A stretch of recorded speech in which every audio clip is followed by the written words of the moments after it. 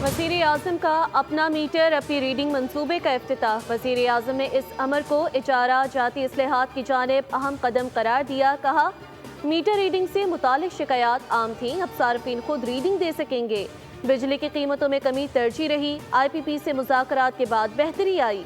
उन्होंने बिजली के बिल्स में PTV फीस खत्म करने का भी ऐलान किया।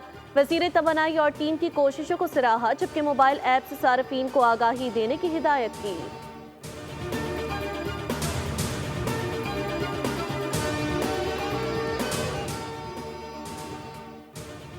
वज़ारत कानून ने इस्लामाबाद हाई कोर्ट जजेस की सीनियरिटी लिस्ट जारी कर दी। Justice Sarfaraz Dogar Islamabad high court के सीनियर तरीन जज करार दे दिए गए।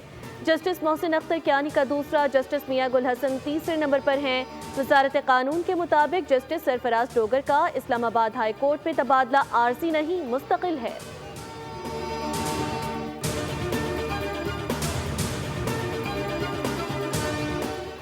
यूब में सैलाबी रेले की नजर होने वाली 3 बहनों और भांजी की मैयतें मुल्तान पहुंच गईं। फिजा सोगवार, मैयतें एम्बुलेंस के जरिए चौक मारा वाला लाई गईं, जहां कोहराम मच गया।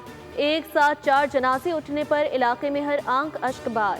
निमरा अमरीन शमीम और उनकी भांजी रामीन की नमाज जनाजा मोहम्मदी मोहल्ला नमाज जनाजा अदा की गई, जिनमें शहरियों की कसीर तादाद ने शिरकत की। नमाज जनाजा के बाद चारों को सुपुर्द खाक कर दिया गया।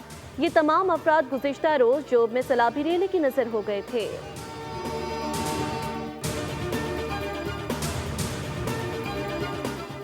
सवात के दरिया में रेस्क्यू का सर्च एंड रेस्क्यू ऑपरेशन तीसरे रोज भी जारी। लापता सयाहों की तलाश जारी।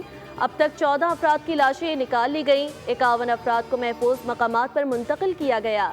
रेस्क्यू ने आवाम से अपील की है कि वो दरिया के किनारे जाने से गुरेज करें।